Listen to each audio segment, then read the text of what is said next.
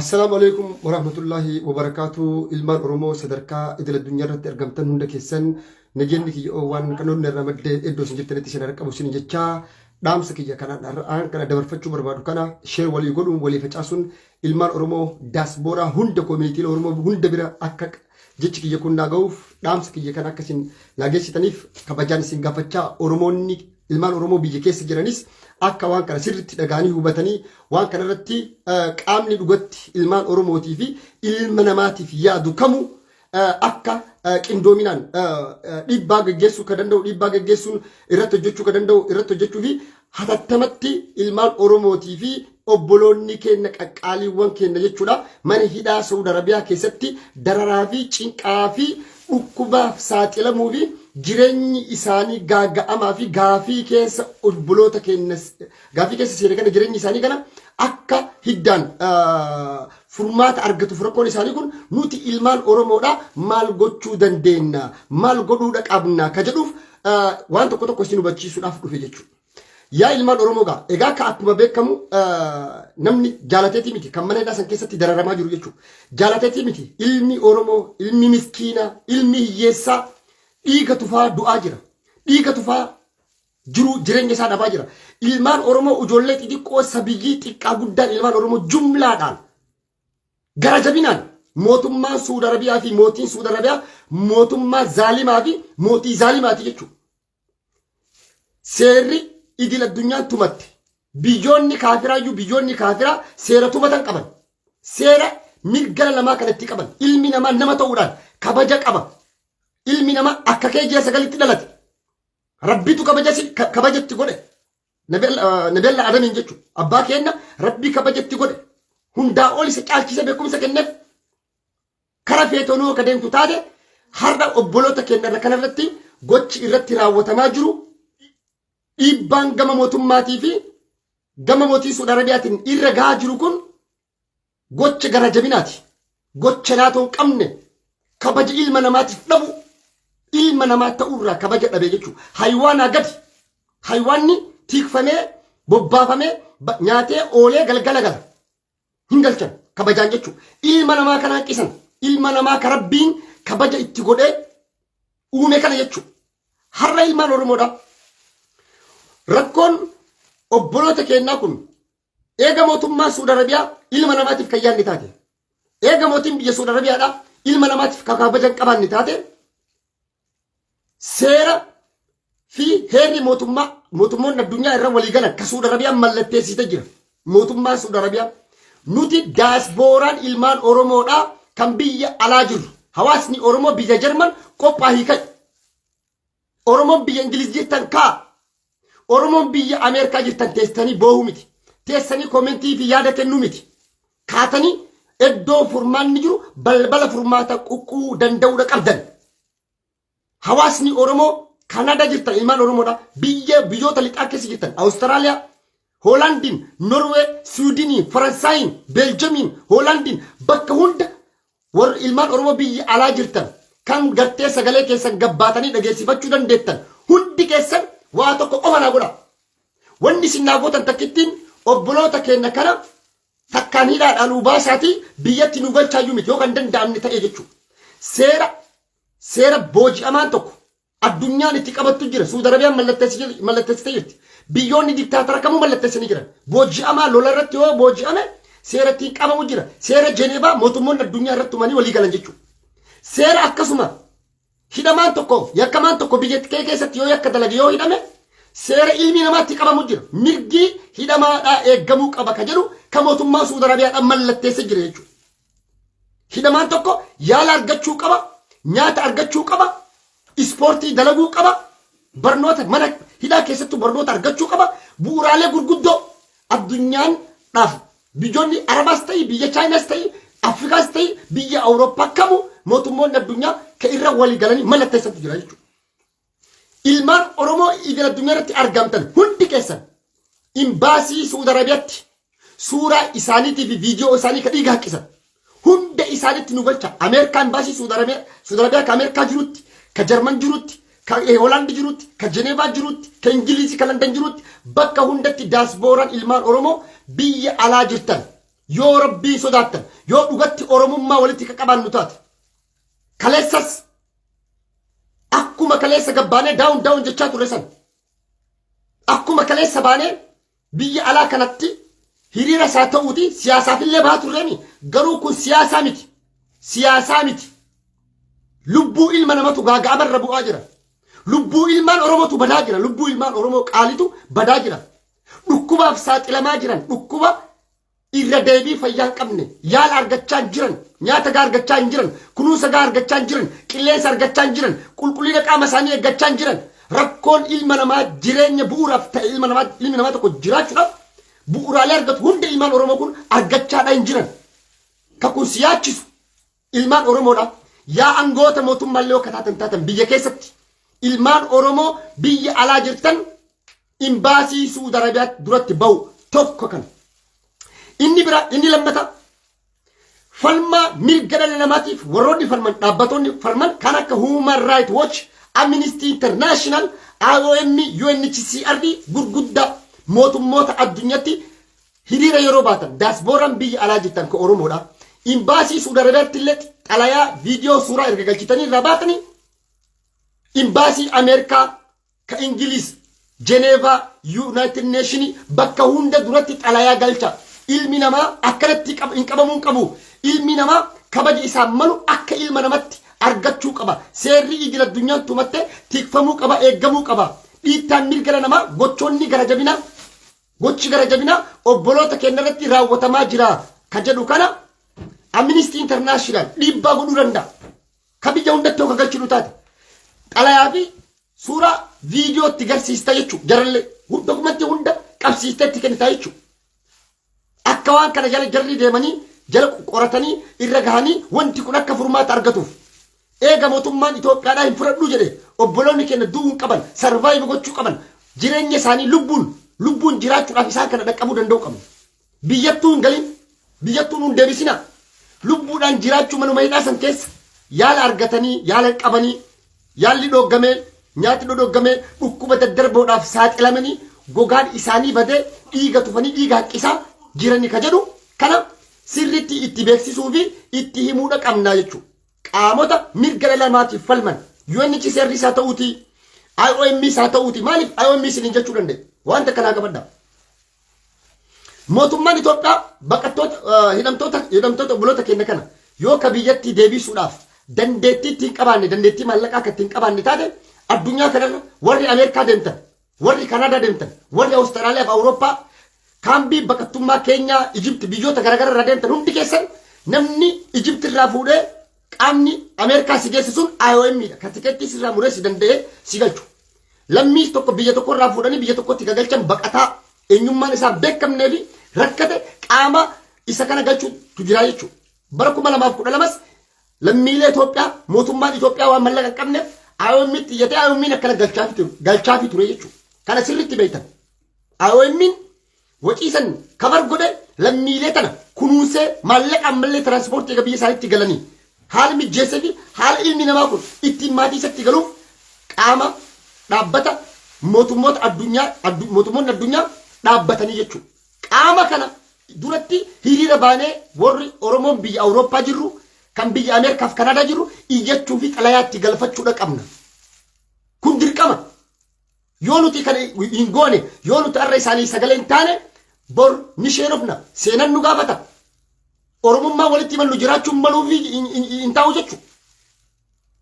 Kanaaf ilmaan Oromoo dhugaa dubbachuudhaaf yeroo odootti hin kennine koominiitiileen Oromoo Minisootaa keessa jirtan kan biyya Jarman hawaasni Oromoo biyya Jarman jirtan waldaaleen garaagaraa kanarratti torbaanuma kanaa fi torbaan dhufu keessa hundi keessa torbaan gaddeemu kana keessatti akka hiriira wal fakkaataa ta'e guyyaa tokkotti addunyaa kanarratti baanee obboloota keenya kanaaf sagalee ta'uudha qabna. Please sherraa godha dhaamsa kiyya kana. Daasbooraa Oromoo biraan naa gaha. Yoo dhugatti ka Oromummaa walitti qabaannu taate yoo dhugatti gartee dhukkubni rakkoon gaaga'amni lubbuu obboloota keenya akka nu yaachisu yoo ka taatu taate obboloota keenya kanaaf sagalee ta'uun nurratti dirqama jechuudha. Inni biraan mallee kan isirratti sidii dabalu tokko. Obboloonni keenya kun rakkinaaf dhukkuba daddarboodhaaf saaxilamanii jiran. lubbuudhaan akka isaan biyyatti galaniif yoo kun siyaasa miti. Siyaasarraa bilisa. Mootummaan Itoophiyaa yoo dhugatti shiraa fi sharrii ka keessaan qabanne taate ilmaan Oromoo sablammootatu keessa jira. Ummata biyyattii sanii hundaaf hiriira hayyamee imbaasii Saudi Arabiyaa magaalaa Finfinnee keessatti argamuu fi magaalaa Finfinnee dhaabbata Afrikaa Yuuniyeenii duratti ummanni lammiin Itoophiyaa magaalaa Finfinnee keessatti hiriira bahee akka jedhuuf hayyamamuu fi qaba. This is no politics. Kun siyaasa irraa bilisa kun jireenya lubbuu ilma namaati jechuudha. Biyya ambaa keessatti mirga argannee obboloota keenyaa sagalee ta'aa jirra. Yaa Oromoo dhaggeeffadhaa. Garuu biyya keenya karra dhalanne keessatti dhaabbata Afrikaa Yuuniyeenii jira. Dhaabbata gamtaa Awurooppaatu jira. Ka bakka Afrikaa Yuuniyeenii, Iroopiyaa Yuuniyeenii waajjira achi qaba. UNHCR'n waajjira magaalaa Finfinneetti qaba. United Nationiin akka Afrikaatti teessoon isaa magaalaa Finfinneetti akka Afrikaatti. Maaliif teessoo mootummaa Afrikaa waan taateef magaalaa dippiloomaatota addunyaa waan taateef ummanni lammiileen biyyattiidha biyya keessatti mootummaan miidiyaadhaan yaamicha godhuu qaba. Miidiyaa isaatiin silaa yaamicha godhee mootummaan Itoophiyaadhaaf lammiilee Itoophiyaa irratti gochi raawwatamaa jiru dhukkuba daddarboodhaaf saaxilamaa jiran kun akka dhaabbatuu fi haalli qabiinsi hidhamaa tokko mirgi ilmi namaa tokkotti qabamu ka seerri idil addunyaa jette san mootummaan Suudii fi mootiin Suudii akka guutaniif mirga namaa san akka kabajuuf ummannii fi lammiileen biyyattiidha karaa ittiin gaafatan kallattii ittiin gaafachuu danda'an godhuu fi qabaa. Ka jedhuuf hiriira magaalaa Finfinnee keessatti waajjiraalee gurguddoo mootummoota addunyaa duratti ummanni akka ba'uuf mootummaan hayyamuu qaba. Yoo mootummaan kana hin goone dhugaa dubbachuuf lammiilee isaa kana dhumaa jiru kan murtii kana hundatti murteessaa jiru isuma jechuudha.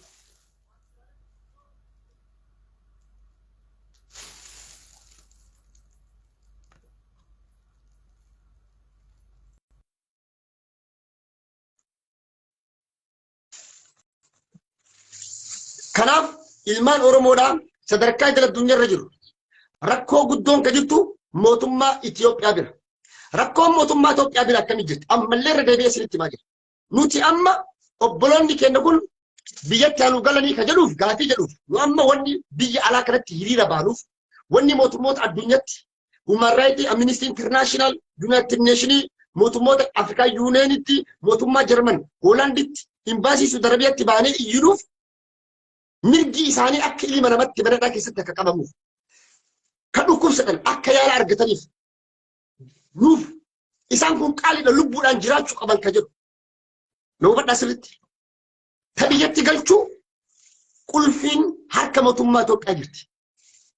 Yoo mootummaan Itoophiyaa qulfii san balbala san kan banne taate lammiileen keenya kun biyya Saudi Arabiyaa irraa galuu hin danda'an jechuudha. Mootummaan Saudi Arabiyaa to'atee jira hidhee jira. Erga hidhee lammiilee isaa kana ka fudhachuu danda'u. Mootummaan Itoophiyaa daqiiqaa sakandii takka keessa fudhachuu danda'a. Within hour isinitti himee jira isin durallee. Lammiileen kun lammii kiyyaami imbaasii Itoophiyaa dhaqee maqaan kee Ahmad lisipaasee xab godhee ganama san fe'anii galchan. Xiyyaarri Itoophiyaa yoo mootummaan Itoophiyaa yoo kabajatan qabu jedhu taate mootummaadhaa miti. Ministeerri hajaa alaa Itoophiyaadhaa ministeerri hajaa alaa Itoophiyaadhaa AOM qunnamee mootummoota addunyaatiin mallaqan qabu lolo keessa turre zeeroo nyaannee jirraa lammiilee kiyya kana biyyatti galfachuu barbaada mallaqan qabuuti naa galcha yoo jedhe mootummaa Suudiyyuu galchuu fi danda'a bajeeti isaatiin. AOM dirqama waan qabuuf AOM jechuun ka mootii ka mootummaa yookaan ka nama dhuunfaatii miti. AOM jechuun ka mootummoota addunyaati. Seeraa biheera qaba. Guyyaa takkatti halkan takkatti xayyaara dhibba kireessee AOM obboloota keenya hidhaa Saudi Arabiyaa keessa jiru daqiiqatti galchuu danda'a. Wal sobuun hin jiru. Wanni propagaandaa poolitikaal oofamu hin jiru.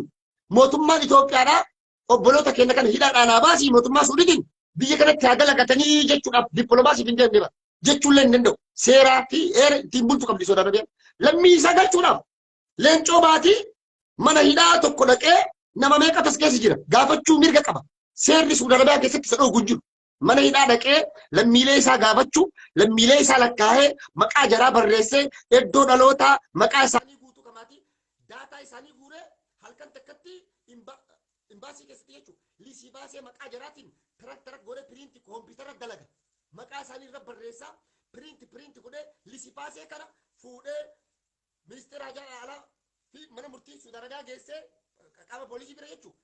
Namni balu jedhamu lisipaasee kootu bayi nama dhibba takka baasa amma qaxxata konkolaataa poolisiitiin fuudhanii dirree xayyaaraa geessan ni fe'ama Itoophiyaa gala. Kanaa achi qumaarri biraa kijibni biraa sobni tokko hin jiru jechuudha. Naqabattanii kanaaf kan gartee amma rakkoo guddaa nutti uumee rakkoo guddaa nutti ta'e mootummaa Itoophiyaati. Mootummaa Itoophiyaatu gufuu nutti ta'e. Kanaafiyyuu namni yaada qabdan yaada keessan akka isin dabarsatan barbaada isin affeera jechuudha. Naasir Waliyyii si erga.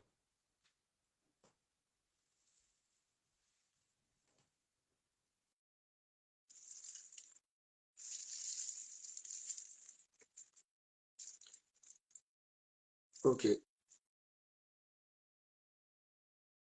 Musee si erga jira.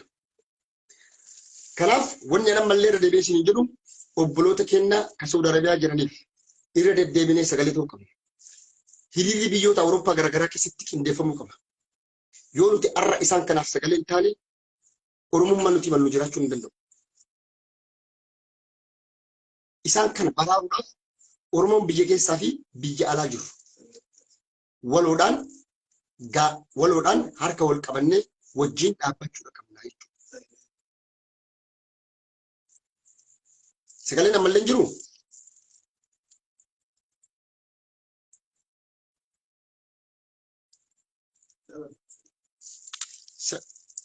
Sagaleen kiyya dhagama. Yeroo namni gubbaatti bilbiluu sagaleen bada jechuudha na fakkaate. Mee sagaleen kiyya dhagame tokko na kenna.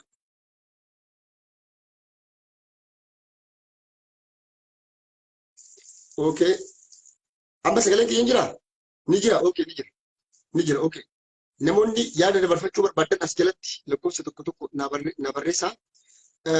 Wanti anammallee deebi'ee jedhu maalidha? Yoo dhugatti Oromummaa ka walii qabaannu taate. Yoo dhugatti gartee rakkoon obboleenya keessa jiran kun cinqaa, dararaa fi gaaga'ama lubbuudhaaf saaxilamuu fi jiraachuu jidduu obboloota keenya jiran kana sagalee ta'uun dirqama. Manadhaa tokko keessatti odoo qaaman dhiqan dhukkuba daddarboo meeqa jira? Qilleensa argatan. Oksijiinii dhalaa sirriitti tokko hin jiru. Gocha gara jabinaa mootii zaalimaatu mootii zaalimaa mootii akkana garaa jabaate takka na garanu takka addunyaa irra jiru abadan mootummaa abbaa irree ilma namaa akkanatti hin dararu. Ilmi namaa kabaja namummaa akka biyya datti fudhatanii akkuma seera ilmi namaa barreesse. Seera faranjii itti bultii bara jecha rabbiiti miti. Nama ilma namatu barreesse. Seerri biyya Ameerikaa barraa'ee Ameerikaa uummanni Ameerikaatti jira ilma namatu harkaan barreesse. Ameerikaan akkas Awurooppaa biyya feete godhe jechuudha. Seeraan ala biyya Ameerikaa hoseetti akka Saudi Arabiyaa kanatti ni dhaltu. Kabaja qabda ilma namaa ta'uu keetiif. Ispoortii dalagaa qaama kee dhiqachaa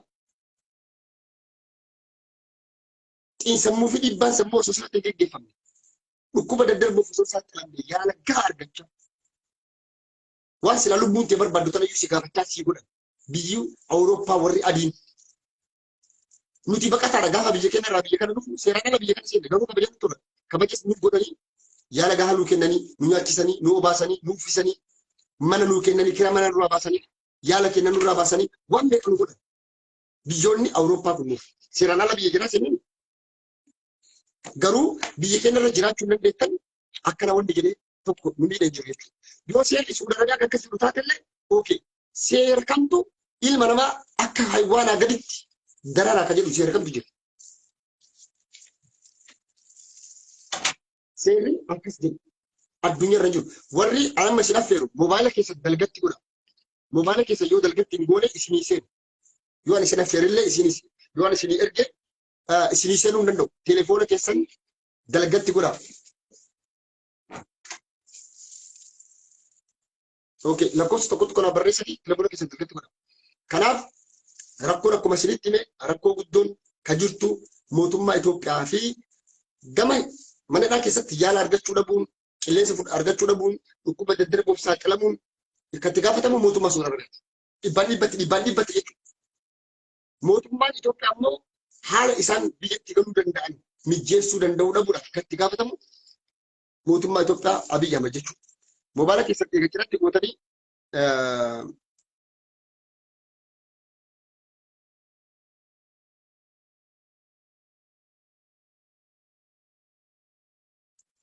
yoo moobaala keessan cina gootan isin eeggee jira jechuudha. Kanaaf obboloota keenya kana kagaaga'amaa lubbuun isaanii bu'ee jiraachuu fi du'a jidduu jiran kana lubbuu isaanii baraaruu akka isaan sarvaayiv godhaniif daasbooraan Oromoo dirqama keessan ofirraa baha. Dhugaa isinitti hima. Yoo isaan kanaaf sagalee ta'e nuti wanni ammallee deddeebi'ee isinitti himu daasbooraan baanee isaan kana biyya mootummaa Suudii Arabiyaa gadhiisee biyya galchuu qaba miti. Sun kan itti gaafatamu mootummaa Itoophiyaati. Hayyama mootummaa Itoophiyaatiin alatti mootummaan Ameerikaa, mootummaan Awurooppaa, mootummaan addunyaa waan gochuu hin danda'e. Mootummoonni addunyaa garuu wanni godhuu danda'an tokko wanni sammuu namaallee seenu. Seera addunyaa kan Suudi Arabiyaan mallatteessite. Ilmi namaa mana hidhaa keessatti akkamii qabama? Akkamitti kunuunfamuu qaba? Ilmi namaa kabaja akkamii mana hidhaa keessatti argachuu qaba kan jedhu kan akka mootummaa Suudi Arabiyaan lubbuutuuf qaama dhiqachuu, yaala argachuu, qilleensa argachuu, gaagaamaaf akka isaan saaxilamneef feestaalaan ilmi namaa mana hidhaa keessa akkamiirra feestaalaan rafta. Ilmi namaa firaasha rafuu qaba. Bakka mana tokko keessa osoo hin taane namni tokko kilaasii tokko ka'uu guddate kilaasii tokko keessa nama lama mana magaazinni hiree akkas hin jiru dhugaa dubbachuun magaazinni haywaanaa akkas hin jiru jechuudha. Kanaaf gochoota akkasiisan mootummaan Suudi Arabiyaa akka dhaabee lammiilee kanaaf ilmaan Oromootiif kabaja isaanii maluu fi rakkina isaan keessa jiran kana akka kunuunsa Jibriil telefoona keessa yoo cinatti hin goone naan isinii seenu yoo cinatti hin goone seenu telefoona. Kanaaf daasbooraan gadi baanee sagalee ta'uu fi qabna isaan kanaaf lallabuu qabna furmaanni akka daddafanii hatattamatti rakkoon isaanii kun furmaata argatuuf obboloota Suudi Arabiyaa obboloota keenya hidhaa Suudi Arabiyaa keessa jiraniif sagalee haa taanu. Egaa akkuma isin beektan odoo Oromoon meeqa beela'ee rakkachaa jiru. Salaamu alaikum. Wa alaikum salaam wa rahmatullah.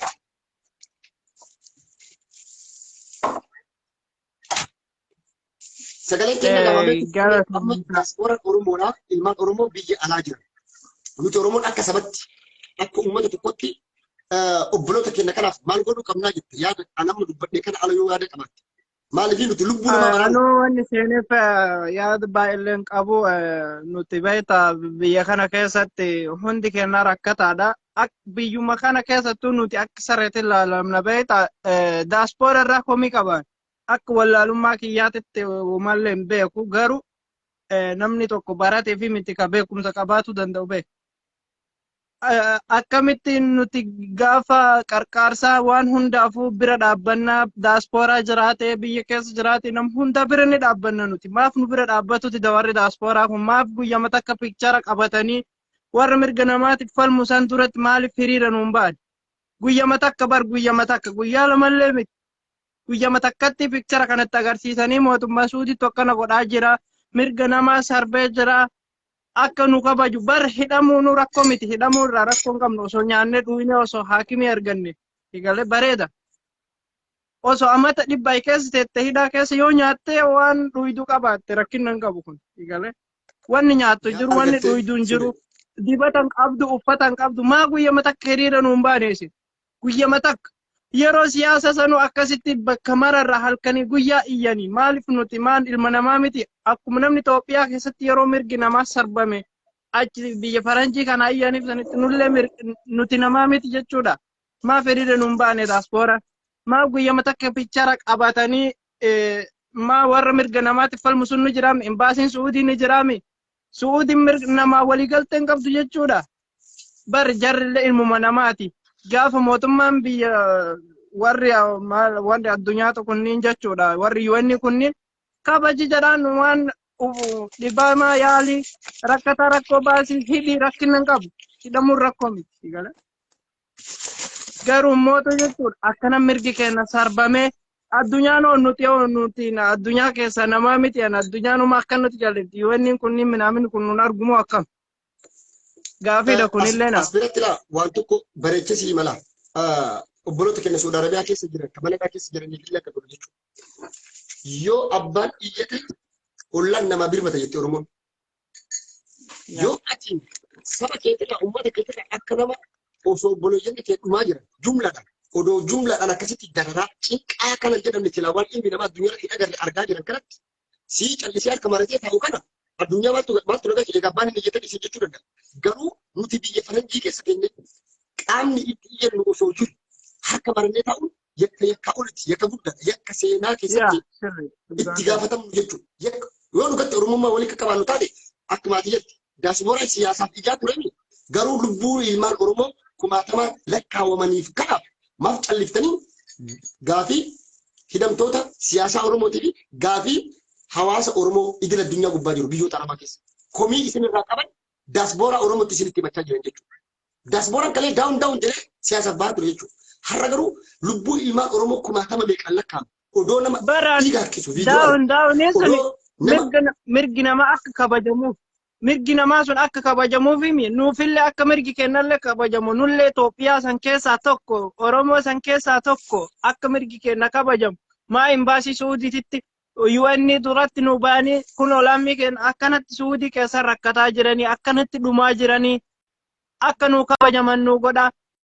Yoo namni tokko tiriiran ba'an turre maanu namaa miti bar du'aa jirra guyyaa namni hin duune jiru bar namni lama sadi ka gadi hin baane ka suuraan isaan dhufne dhibamaan nyaata dadhabee namni badatu ka namni harkaan fuudhee ammaa mageessu ka qaamni saalaa ciccitee namni irraa fagaatee sodaatee dhibeen namarraa daddarbu kuni jechuudha.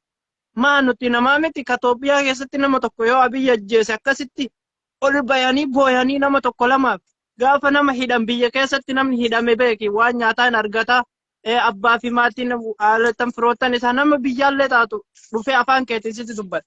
Asitti yoo ti dubbatte saree kalbisiin jedhanii afaan keessa sidhaa kaballansi jaanjessa wanni sin goon hin jiru. Nuti ilma namaa keessaan nama tokko nuti warri biyya faranjii jiran kun jechuudha. Maa nu tuffatamoo akkami garuu naa galuuti deebiin. Yoo mirgi namaa wal qixxaa'u falman nuufillee falmuu qaban. Wanni tokko laalu hawaasni Oromoo biyya Jarman amma fakkeenyaaf biyya Jarman jira. Hawaasni Oromoo biyya Jarman gaafa guyyaa 18 irraa haga guyyaa 21 guyyaa 4 jechuudha. Guyyaa sadiif obboloota kennaaf sagalee ta'uudhaaf magaalaa Mushin jechuun mootummoota idil addunyaa wal gahaa I think guyyaa san na fakkaata Joe Biden mootummaa Ameerikaas ni dhufa na fakkaata. Magaalaan Mushin magaalaa guddoo lammaffaa biyya Jarmanii magaalaa giddugala dinagdee Jarmaniiti. Magaalaa sanitti Oromoon biyya Jarman jiru karoora qabna sagalee isinii ta'uudhaaf waajiba nurra jiru ofirraa buusuudhaaf dirqama waan qabnuuf jechuudha.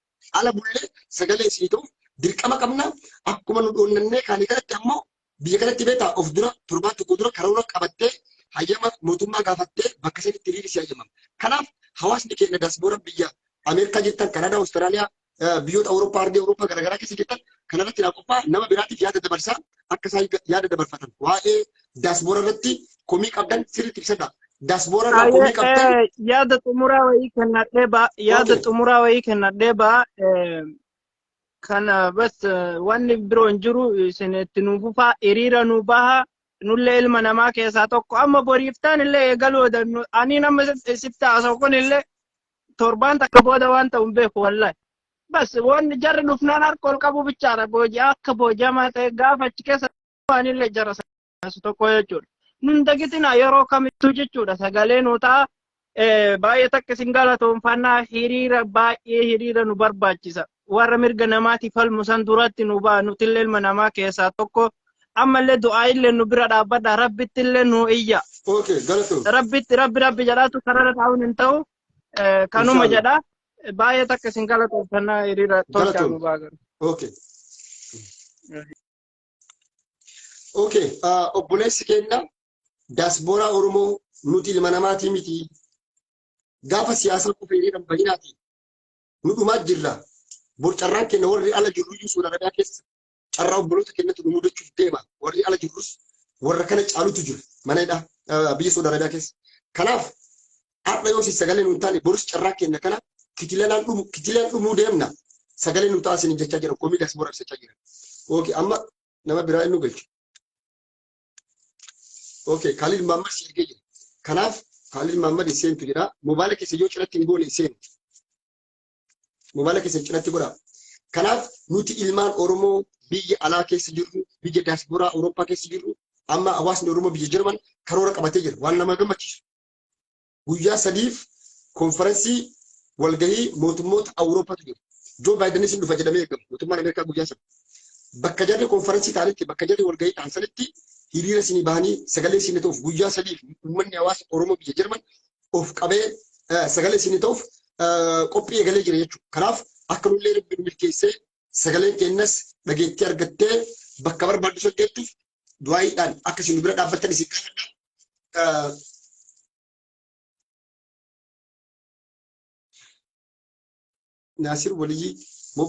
Naasir Waliyyi seentu jedha.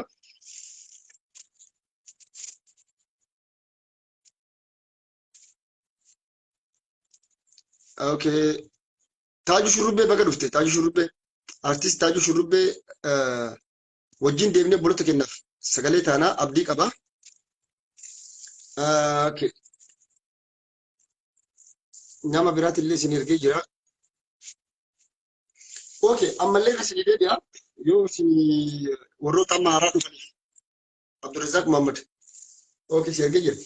Amma wanti nu gochuu dandeenyu tokko daasbooraan Oromoodhaa obboloota keenya kara hidhaa keessaa baasati biyyatti nu galchaa osoo hin taane Jarmanii mootummoota addunyaatiin kan jedhu manuma hidhaa san keessa kaa'anii seerri addunyaan mallatteessitee jira. Booji'amaa waraanaa tokko osoo lolu waraana irratti yoo qabame booji'amaan sun ajjeefamuu qabu.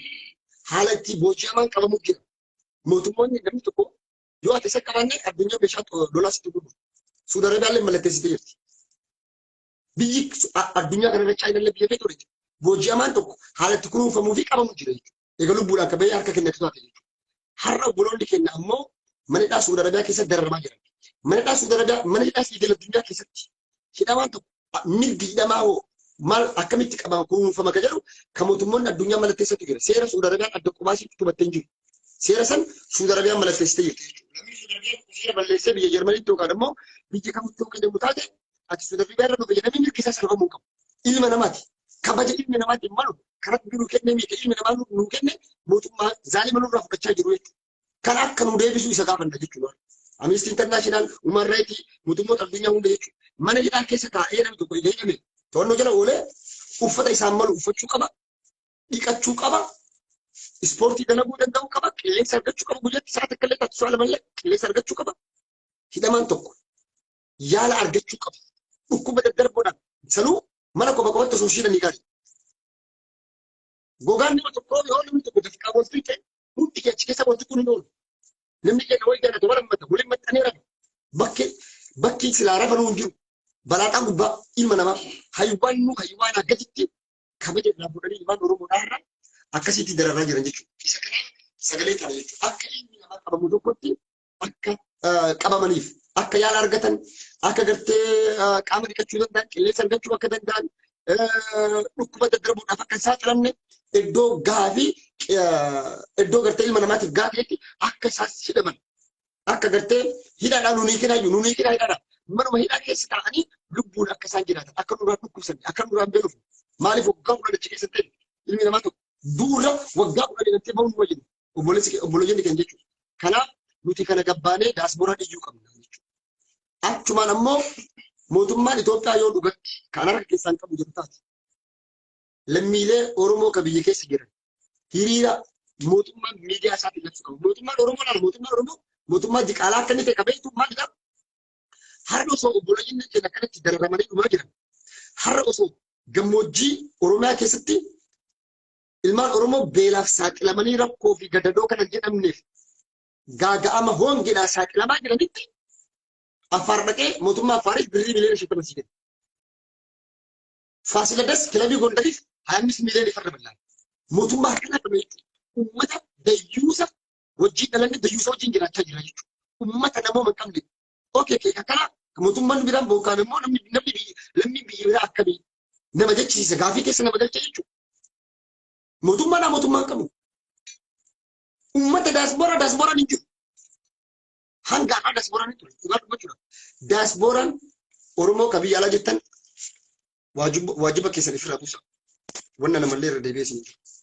telefoona keessan cinatti yoo gootan malee seenuu anamma nama lama sadii yaalee yoo na seenne kana caala wannan jedhu tokko hin jiru dhaamsatti jetana na dabarsaa diaspora Oromoo biraan na gahaa dhaamsatti jetana hawaasa Oromoo biyya keessa jiru qaama mootummaa keessa kan jiru bakka barbaade jiru na gahaa kun siyaasaa miti kun jireenya lubbuu ilmaan Oromootii fi lammiilee biyyuma Itoophiyaa jedhamtu saniiti lubbuulee isaanii baraaruudhaaf yoo murtii kana mootummaan Itoophiyaa akka itti murteessine taate mootummaan isaa kanaaf hiriira hayyame gamtaa Afrikaatti dhaqanii hayyatanii xalayaa gaafatanii imbaasii Saudi Arabiyaa magaalaa Finfinnee jirutti irraa baanii viidiyoo fi suuraa itti galchanii haa argu ambaasadaricha jiru imbaasii Awurooppatu guutu cufatu biyya san jira ka Ingiliz ka Ameerikaa ka gamtaa Awurooppaa Yuunaayitid Neeshinii IOM hundi yoonichisarii magaalaa Finfinnee keessa jira waajjira san hundatti akka hayyataniif mootummaa silaarra miidiyaa isaatiin labsee lammiilee kana baraaruu qaba.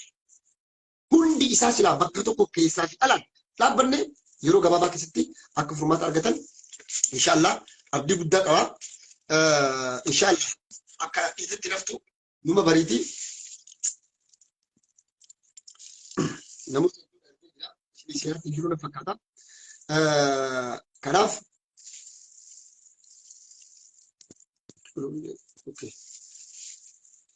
kanaaf hundi keenya ilmaan Oromoodhaa obboloota keenya kanaaf sagalee tokko qabna. Keessaa fi alaan harka wal qabannee yoo nuti irra isaaniif sagalee hin taane yoo nuti irra isaaniif hin dhaabbanne namni isaaniif iyyuu hin jiru. Yoo abbaan iyyate ollaan namaa birmata.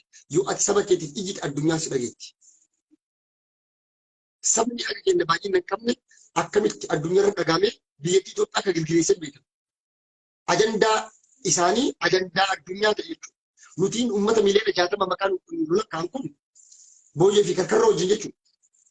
Maqaa miliyoona 60 jennee lakkaan kun har'a sagaleen keenya addunyaatti dhagaamuu dadhabe osoo gabbaarii dhugumatti tokkummaadhaan keessaa fi alaan akka wal qabanne daqiiqaa takka sakandii takka keessatti addunyaa irra dhagaamne gaafii keenya deebii argachuu danda'a. Ka gaafii nu kennu Abiyyi miti. Abiyyi miti gaafachaa jiru. Mootummoota addunyaatii fi mirga namaatiif qaamota falman gaafachaa jiru jechuudha. Kanaaf nadidee jira. Waan ta'een beeku namoota hedduudhaaf illee ergee jira.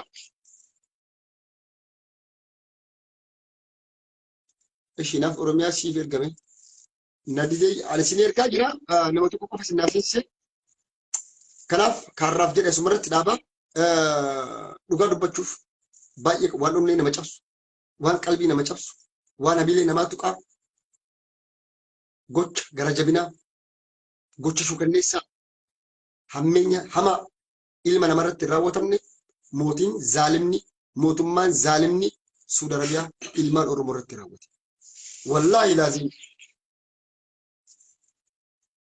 seerri rabbiiti miti. Seerri ilma namaa barreesse ilmi namaa Awurooppaatti dhalatee barreesse. Mirgi keenya biyya kana akkamitti kabajama kan jiru anaas jiru qofatu beeka jechuudha.